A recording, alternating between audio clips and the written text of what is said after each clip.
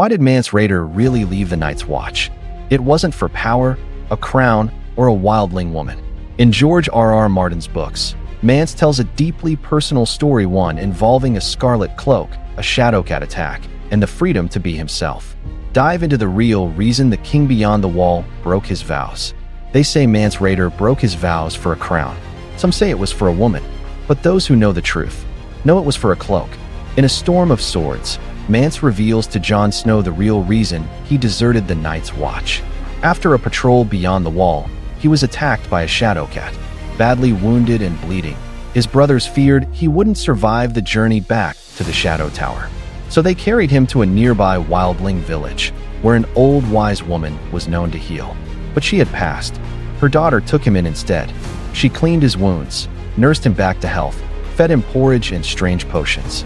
And then, she did something more. She stitched up his torn black cloak with a bright strip of scarlet silk from High, a rare treasure passed down by her grandmother from a wrecked cog that washed ashore on the frozen shore. To Mance, that gift meant freedom, individuality, kindness. But when he returned to the Shadow Tower, the scarlet cloak wasn't welcome. The Night's Watch gave him a new one plain black, like all the rest.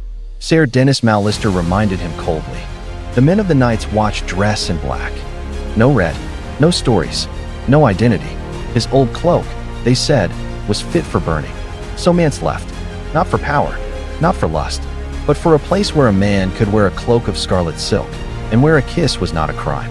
And that is why the king beyond the wall turned his back on the black. Subscribe for more tales from Beyond the Wall.